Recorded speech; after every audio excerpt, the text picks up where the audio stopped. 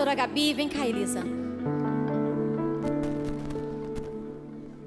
Chamar uma mulher de oração, uma menina de oração agora. A Elisa vai orar pela Gabi. Pra mim é muito emocionante ver essa cena, porque alguns anos atrás a gente chorou pela vida da Elisa, para que Deus desse ela. O pastor Eli costumava dizer que quando a Gabi ficava grávida, todo mundo ficava, porque a gente ficava, todo mundo sentia a mesma coisa que ela. E é muito bom ver isso. Deus, muita pessoa a vida da minha mãe, que ela vai pecar do princípio. A pessoa é ela, meu pai, minha mãe, que são meus pastores da minha vida. A pessoa, minha mãe, que vai pecar. A pessoa, todos que estão aqui para ver essa oração.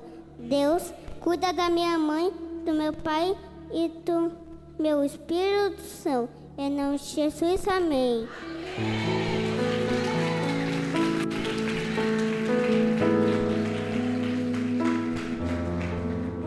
Amém. Aproveitar que você está de pé, abra sua Bíblia no Evangelho de João, capítulo 12.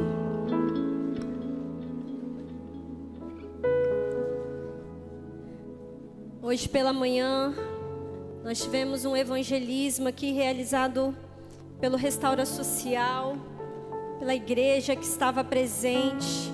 Eu vi os vídeos, quantas pessoas foram tocadas, abraçadas pela presença, pelo amor do Senhor, pela vida de Deus nas nossas vidas. É tão precioso viver isso como igreja.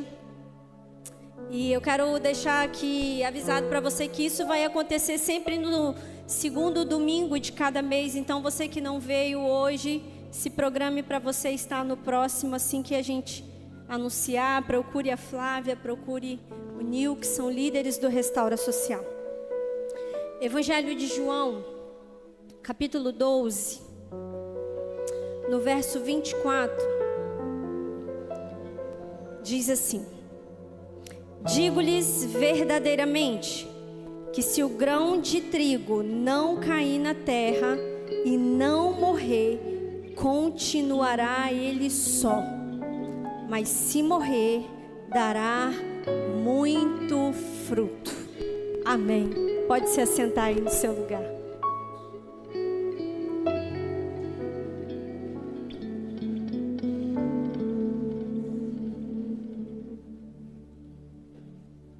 A palavra que o Senhor ministrou ao meu coração para essa noite,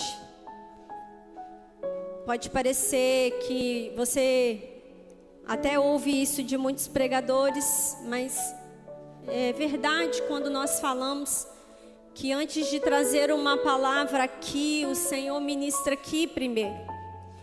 E nos últimos meses eu tenho vivido uma intensidade ainda maior do que eu já sou acostumada a viver com relação a compromissos, com relação a entregar algumas coisas. E uma dessas tardes lá em casa, que é hoje, né, dentro da minha rotina, dentro da minha realidade, quando eu vou buscar o Senhor no secreto, quando eu vou falar com Deus, orar, vou para a palavra, o Senhor, Ele ministrou comigo a respeito de sementes, a respeito daquilo que é lançado na terra. E como o texto que nós lemos, nós sabemos que uma semente, quando ela cai na terra, ela precisa morrer, ela precisa ser enterrada ali, né, para que depois ela comece a dar frutos, para depois ela crescer, né, e dar frutos. Então, nesses dias, o Senhor começou a falar a respeito comigo de algumas sementes que eu fui deixando ao longo do caminho. E o Senhor começou a trazer ao meu coração também com relação à igreja. Então, sempre que eu trago a palavra aqui, eu gosto de falar, de repente eu estou ministrando aqui para 2 grupos de pessoas. né? E nós servimos um Deus coletivo. O Senhor vai falar com a igreja toda, mas nós servimos um Deus de particularidades. Então pode ser que tenha algo aqui que o Senhor fale apenas para você. E o contexto aqui de João capítulo 12, se nós lermos todo o capítulo aqui 12, nós vamos ver, logo no início do capítulo 12, Jesus na casa de Lázaro, Lázaro já tinha ressuscitado, e nós vamos ver Jesus sendo ungido ali com aquele precioso óleo que foi derramado sobre ele. No capítulo 12, nós também vamos ver a entrada triunfal de Jesus em Jerusalém. No capítulo 12, nós também vamos ver uma grande multidão celebrando Jesus como rei. Mas no versículo 21, algo me chamou a atenção. No versículo 21, a Bíblia vai dizer assim que alguns homens, alguns gregos, chegaram para os discípulos de Jesus e disseram assim: nós queremos ver Jesus. Quem está comigo, diga glória a Deus. Nós queremos ver Jesus. E isso aqui significa algo muito significativo. Isso aqui aponta para algo muito grande, porque até então, até esse momento aqui, né, já estava próximo da crucificação de Jesus, mas até esse momento aqui, a vida de Jesus, o ministério de Jesus estava concentrado principalmente em Israel. Mas a partir do versículo 21, nós vamos ver que a vida dele, que o ministério dele estava alcançando os gentios. Eu imagino que o milagre de ter ressuscitado Lázaro fez explodir o nome de Jesus. Ele tinha ressuscitado um morto e todo mundo estava alvoroçado, querendo saber quem era Jesus. Então no versículo 21 nós vamos ver esses homens chegando aos discípulos e dizendo assim: nós queremos ver Jesus. E é exatamente aqui que Jesus responde. Chegou, no versículo 23, chegou a hora de ser glorificado o Filho do Homem. Eu creio que nesse momento aqui, a expectativa daquela multidão que tinha celebrado Jesus na entrada dele no jumentinho, aquela multidão que estava com uma expectativa enorme em quem era Jesus, porque estava ouvindo falar de todos os seus milagres. A expectativa real que pairava ali naquela cena, naquele ambiente, naquele horário que eles estavam ali, era uma expectativa de coroação. Uau, chegou Jesus, aquele que vai nos libertar, aquele que vai nos salvar, e agora vai vir um momento triunfal, os anjos vão descer, cavalos de fogo vão surgir. Isso é eu imaginando. E aí eu creio que, com toda aquela expectativa que eles estavam vivendo ali, Jesus, então, ele libera essa palavra. A expectativa deles era de coroação, mas o que Jesus estava dizendo era que ele ia morrer. Jesus estava chegando no momento de viver a cruz. E aí Jesus libera essa palavra: digo-lhes verdadeiramente que se o grão de trigo não cair na terra e não morrer, continuará ele só. Mas se morrer, dará muitos frutos. Ele estava falando dele.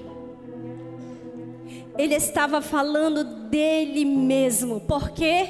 Porque se ele permanecesse vivo, preservando a sua própria vida, nós não chegaríamos até aqui.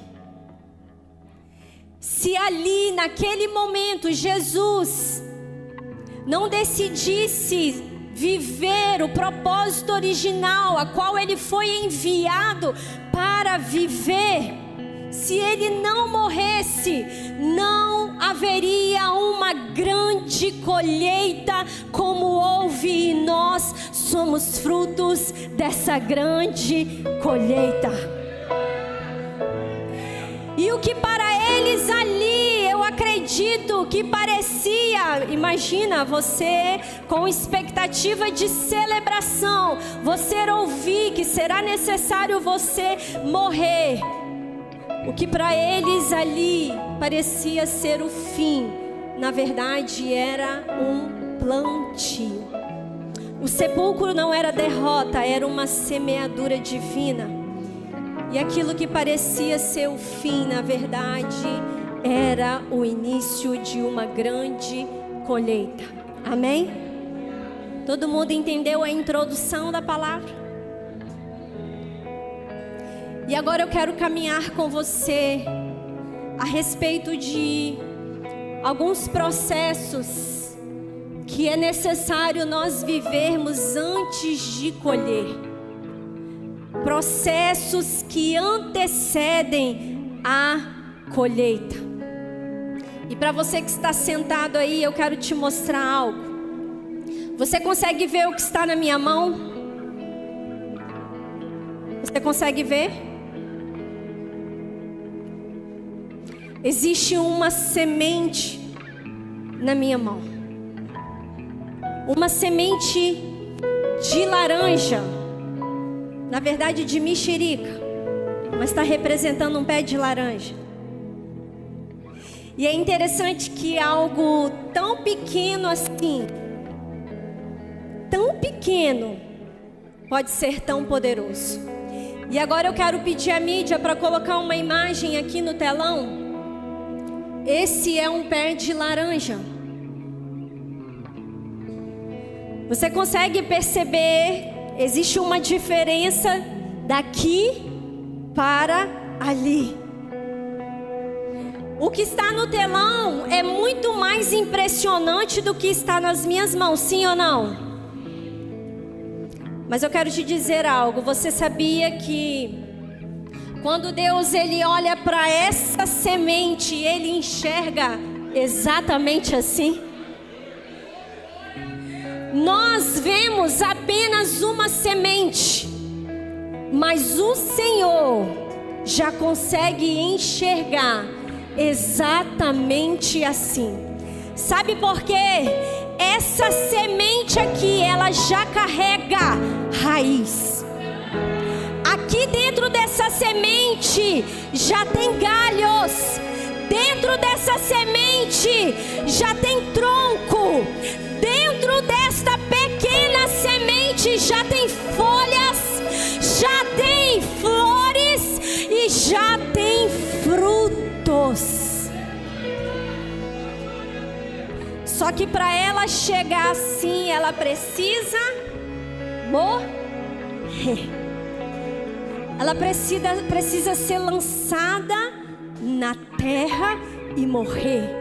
E foi exatamente o que Jesus fez por mim e por você. Para que eu e você alcançasse salvação, antes ele precisou morrer. Ele precisou ser lançado à morte, mas ao terceiro dia ele ressuscitou. E uma grande colheita tem acontecido até os dias de hoje. O mais interessante é que dessa semente, além dela carregar tudo que eu te falei que ela carrega, ela também carrega novas sementes. Porque não para nela, o Senhor faz em mim e faz através de mim. Ele faz em você e Ele faz através de você. Escute, o que Deus colocou dentro. Agora eu quero liberar uma palavra para a igreja restaurar. que Deus colocou dentro da igreja restaurar. O que o Senhor tem colocado aqui dentro da nossa igreja local, debaixo da visão, debaixo da palavra. Nós servimos um Deus que Ele se move de diversas maneiras. Existe a multiforme graça de Deus, e eu quero liberar uma palavra sobre esta igreja, sobre aquilo que o Senhor está fazendo aqui nas nossas vidas. O que Deus colocou dentro da nossa igreja pode ainda não ter aparecido completo. Nós estamos em fase de crescimento. Nós estamos sendo adubados. Nós estamos sendo regados. Nós estamos começando a crescer. E aquilo que Deus colocou dentro da sua família também, talvez ainda está sendo regado, está começando a brotar agora. O que Deus colocou dentro de você, quem sabe também ainda não apareceu por completo, porque em Deus sempre há crescimento. Quando nós estamos enxertados nele, sempre há crescimento. O nosso Deus, Ele não vê apenas aqui, Ele vê além daqui. Ele vê além daquilo que nós conseguimos ver. Então, no processo, antes da colheita, primeiro tem a semente. Lá na agricultura também tem um processo, tem uma figura, tem uma pessoa importante para a colheita: o agricultor. A semente não se planta sozinha, amém? Alguém precisa plantar ela. Você está comigo? Então, quem plantou a semente? A semente, ela não escolhe onde cair. É o agricultor que escolhe aonde ela cai. A semente, escuta isso aqui. A semente não escolhe a estação. Quem escolhe é o agricultor. Oh, meu Deus. A semente não escolhe o terreno, mas o agricultor escolhe. Em João, capítulo 15, verso 1 diz, Jesus dizendo: eu sou a videira verdadeira, mas o meu pai é o agricultor. Escuta, Jesus não disse nesse texto: meu pai é o juiz, meu pai é o rei. Ele disse: o meu pai é o agricultor. Sabe por quê? Porque o agricultor conhece de processo. O agricultor conhece de terra. O agricultor, ele conhece de estação. Ele conhece aonde deve lançar a semente, em que tempo deve lançar ou não. É o agricultor que sabe. Sabe, o nosso pai, o agricultor, o nosso Deus, ele não trabalha apenas com resultados. Quando já está daquele tamanho, ele trabalha com crescimento. E quem sabe, essa semente aqui na minha mão, ela pode estar representando a sua vida. Quem sabe, você, na estação que você está vivendo, você está se sentindo abandonada ou abandonado. Quem sabe, como essa semente, você se sente tão invisível, tão pequeno, e você acredita que o agricultor, ele já nem lembra mais de você. Eu preciso te dizer que aquilo que parece abandono é plantio de Deus. Essa semana eu estive conversando com um casal na minha casa. E eu disse para aquele casal assim: para as pessoas pode parecer que vocês não estão crescendo. Para as pessoas pode parecer até retrocesso, mas eu sei que está criando raiz. Porque para aparecer precisa de raiz para sustentar. Pode parecer que vocês estão andando para trás enquanto todo mundo está indo para frente, mas o agricultor não erra. O agricultor não lança semente em qualquer terreno. Ora, baixeira, bacê, cantarabaxê. A semente na mão do agricultor nunca está perdida. Nunca está perdida. E o terceiro processo antes da colheita é a terra. Antes do agricultor jogar semente, eu estou com um monte de semente aqui, se perder eu pego outra aqui. Antes dele lançar em terra, o que tem que fazer com a terra? Arar a terra. Quem já assistiu o Globo Rural? É no domingo de manhã? No Globo Rural mostra aqueles tratores com os ganchos enormes que vão passando assim na terra e vão rasgando a terra para depois as sementes serem lançadas na terra. Nenhuma semente ela vai nascer na superfície, ser lançada e crescer. Nem que seja um carocinho de feijão, você tem que abrir um buraquinho, colocar e tampar. Porque quando ela começa a brotar, na verdade ela já começou a brotar para baixo. Já fez essa experiência na escola? A raiz, você pode colocar no YouTube, a raiz cresce primeiro para baixo. Então nenhuma semente ela floresce na superfície, ela precisa ser enterrada. Ela precisa desaparecer. Ela precisa ser coberta, precisa ser pressionada. E a terra, escute, ela pode parecer de morte, mas na verdade é um lugar de transformação. A semente entra na terra acreditando que tudo acabou, mas o agricultor sabe que é apenas o começo. Primeira coisa, joga na terra, tampa a terra.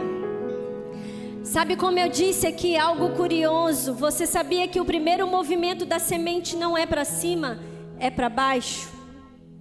Primeiro cresce as raízes, depois começa a aparecer os brotos. Então, Deus, Ele não está atrasando na sua vida. Deus não está atrasado com a sua vida. Ele está aprofundando as suas raízes. Deus está cuidando antes de você crescer para o alto. Ele está preparando para você sustentar aquilo que vai crescer. Crescimento sem preparação não sustenta. Por isso que a preparação vem primeiro. O Senhor está te preparando. Mas um processo antes da colheita precisa Nossa, vocês estão muito Jeová Jireh. Precisa aleluia. Eu não quero falar propriamente só da água, mas eu quero falar das chuvas de Deus nas nossas vidas. Porque nós vamos passar por chuvas de Deus antes da colheita. Vai haver estações nas nossas vidas que nós vamos passar por temporadas de chuva. E a palavra de Deus fala, o pastor Eli, uma vez, ele ministrou só sobre isso aqui. A palavra vai falar sobre 2 tipos de chuvas. A chuva temporã, que significa que é a chuva de germinar, de crescimento. A chuva temporã, lá na Bíblia, ela acontecia logo após o plantio. Geralmente chegava no outono de Israel. E essa chuva, ela servia para amolecer a terra. Glória a Deus. Aleluia. Amém. Ela servia para amolecer a terra, permitindo que a semente germinasse. Sem essa chuva, a semente podia estar lá, mas ela permanecia parada, sem crescer. A segunda chuva é a chuva seródia, acho que é assim, que significa amadurecimento e colheita. Essa chuva, ela chegava perto da colheita. Sua função era amadurecer os frutos, levar a produção ao ponto ideal para a colheita. Então, o primeiro era de germinação, a temporã.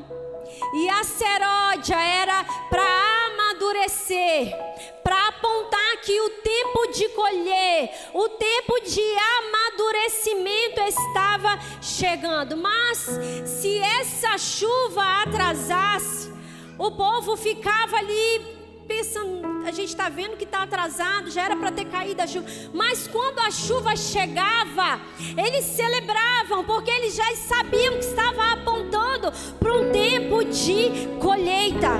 Joel 2:23 vai dizer: porque vos dará em justa medida a chuva, e fará descer a chuva temporã e a seródia.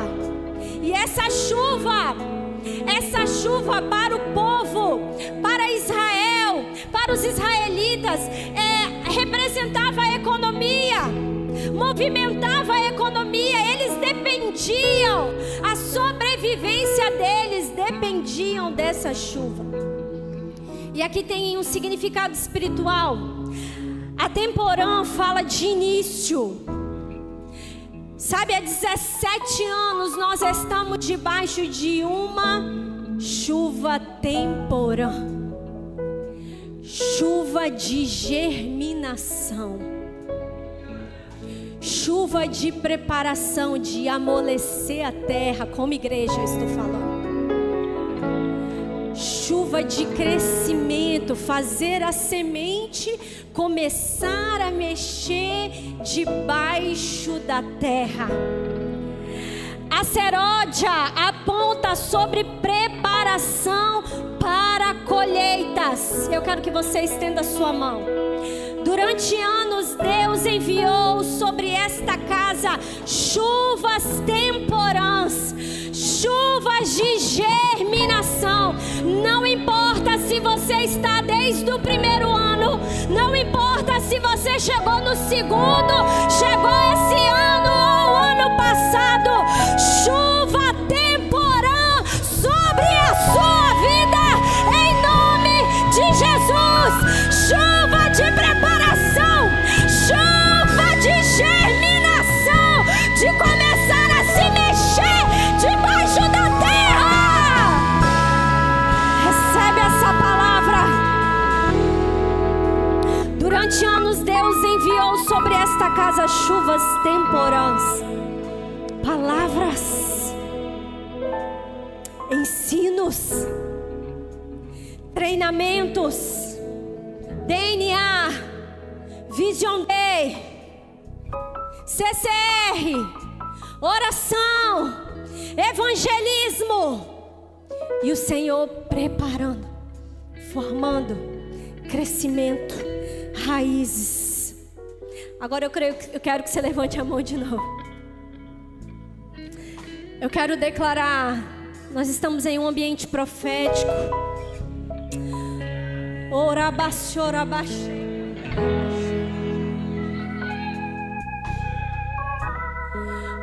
Senhor começa a apontar não só para esta igreja, mas para a igreja das nações, para a igreja do Senhor na terra.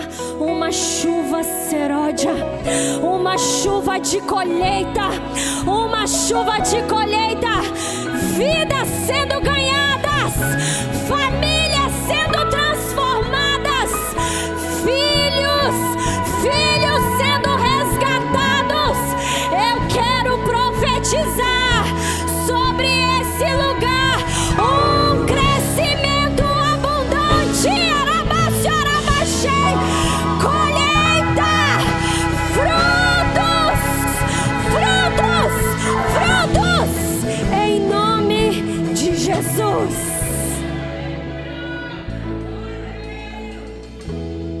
Sabe, não é mais tempo de germinar, igreja, é tempo de amadurecer.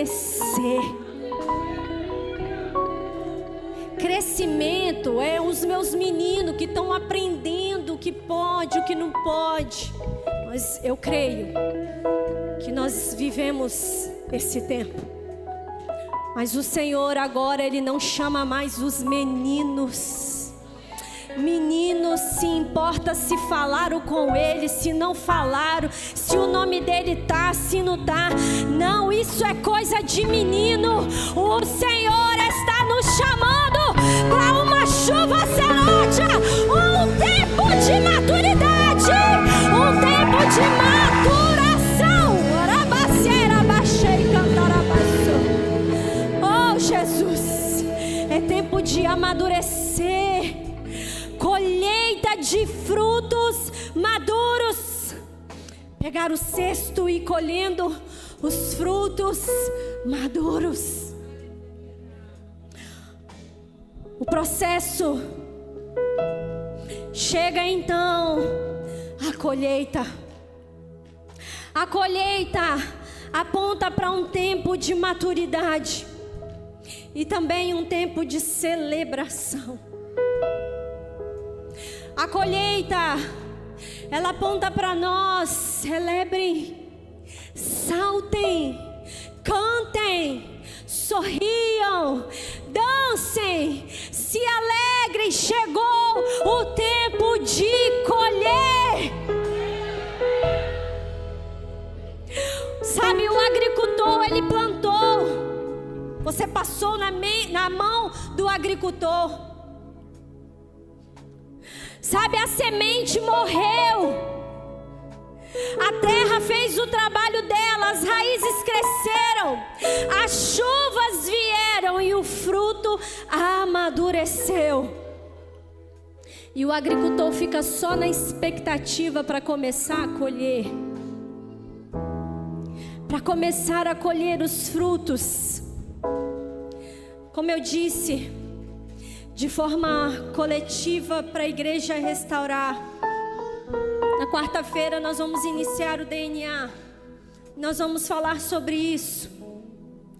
Nós cremos que nós precisamos andar alinhados com o céu e entender o que o céu tem apontado para nós. Eu estive conversando com o Jefinho e Sabrina também. E eu falei, nós precisamos entender o que o céu está apontando para a igreja, o que o Senhor está falando com a igreja. Nós precisamos estar alinhados com aquilo que o céu está apontando. E o tempo agora é um tempo de maturidade. O tempo agora é um tempo de adoração, é um tempo de rendição. O tempo agora é de se lançar aos pés dele. O tempo agora é de começar a visualizar os frutos. O tempo agora é de sorrir. O tempo agora é um tempo de cantar. É um tempo de celebrar.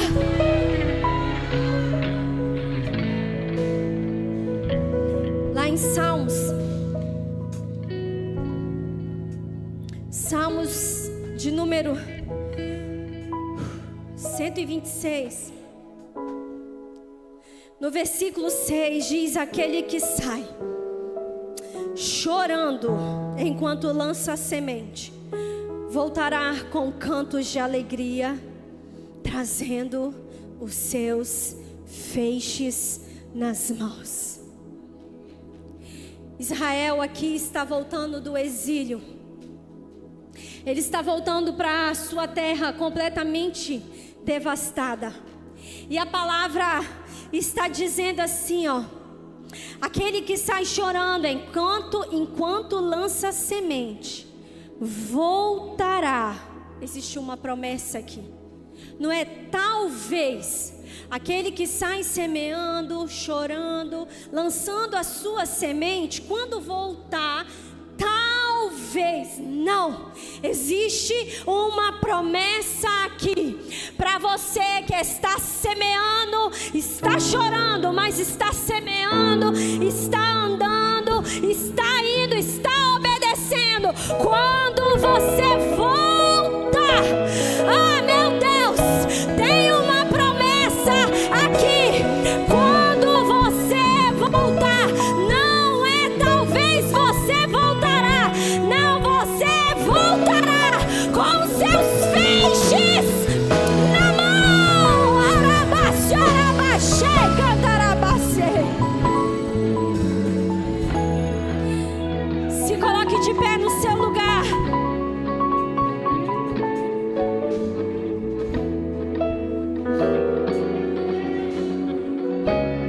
Sabe, igreja, eu creio que Deus, Ele está anunciando esta casa. A colheita está mais próxima do que a semente.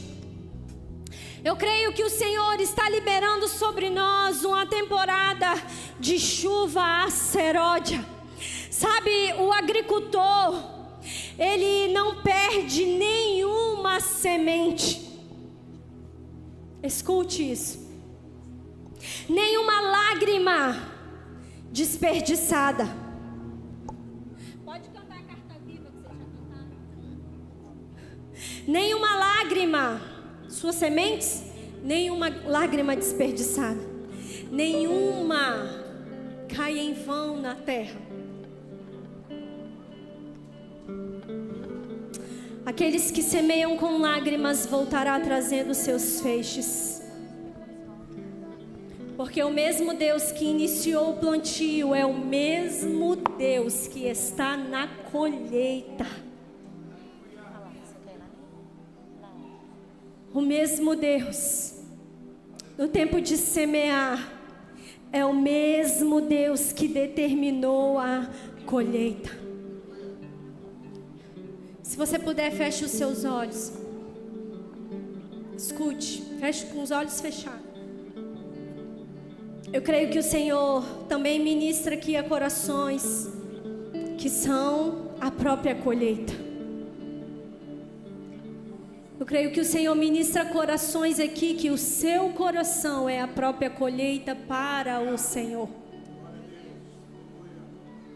Eu creio que há pessoas aqui que Deus está dizendo para você: volta para casa.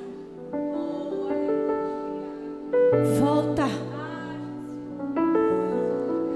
Quem sabe no meio aí do processo você se afastou. Quem sabe o que você enterrou foi a sua fé. Quem sabe você está até cercado por muitos, mas ninguém sabe a luta interna que você está vivendo. Eu quero te dizer que o agricultor, ele nunca te perdeu de vista. Ele sabe exatamente onde está a sua semente. Ele sabe exatamente onde você caiu. Se você veio aqui, Ele está te chamando para florescer novamente. Você está numa terra boa. Aqui é uma terra para você lançar a sua vida. Escute, eu estou falando da presença do Senhor. Eu não estou falando da placa restaurar. Eu estou falando do centro da vontade de Deus. Você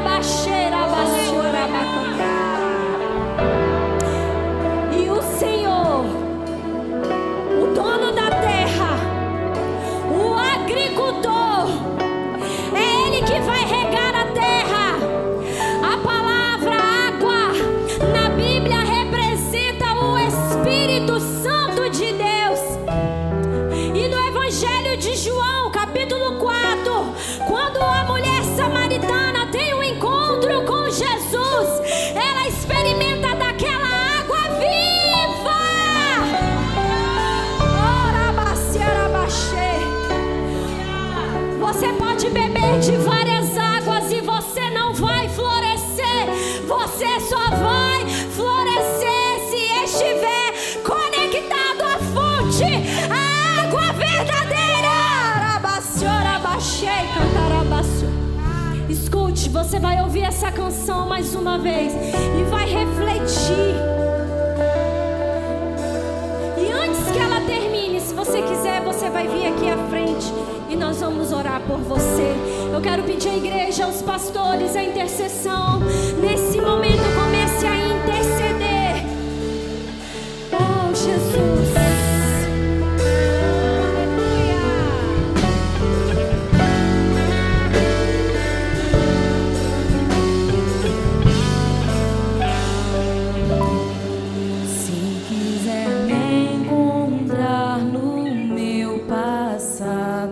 Não estou lá. Se quiser me acusar dos meus pecados, Ele apagou. Mas se quiser me achar, olhe pra cruz do amor. Não sou mais quem eu era, sou quem Ele diz que sou. Minha história Deus já escreveu. Ele é o escritor e eu sou apenas uma carta viva de Deus. Minha história Deus já escreveu. Ele é o escritor e eu sou apenas uma carta viva de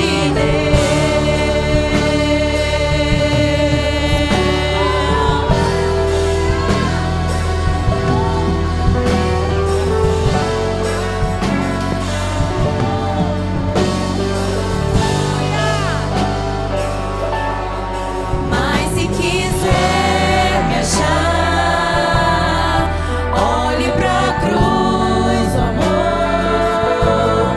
Não sou mais quem eu era, sou quem Ele diz que sou. Minha história Deus já escreveu. Ele é o escritor e eu sou apenas uma carta viva de Deus. Minha história Deus já escreveu.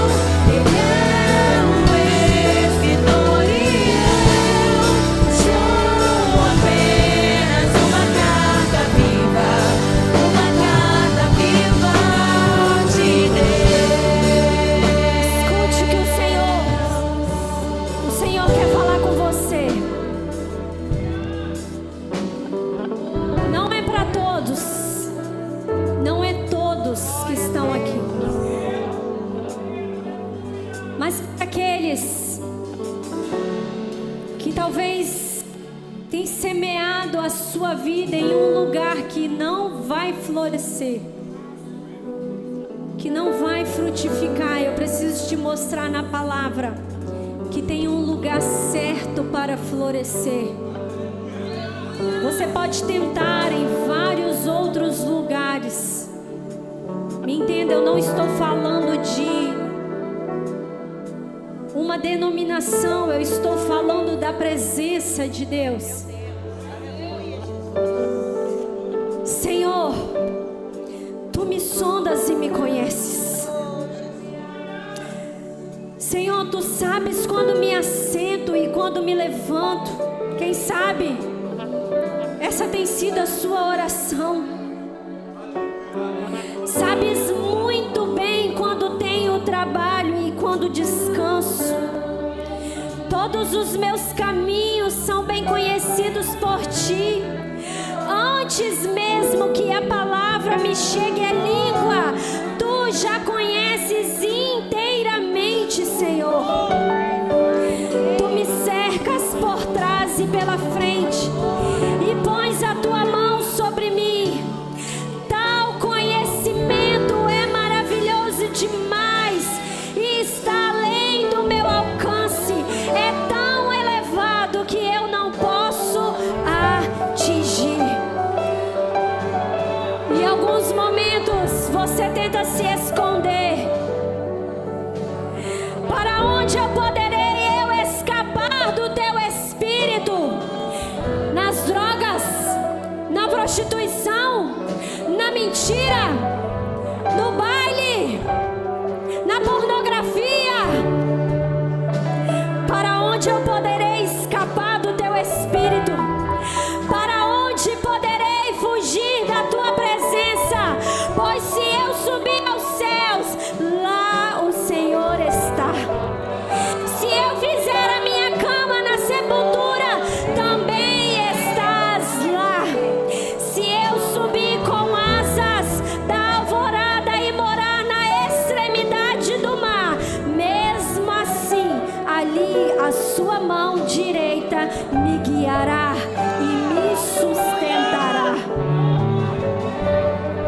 Eu Te louvo, porque fizeste a minha vida de modo especial e admirável.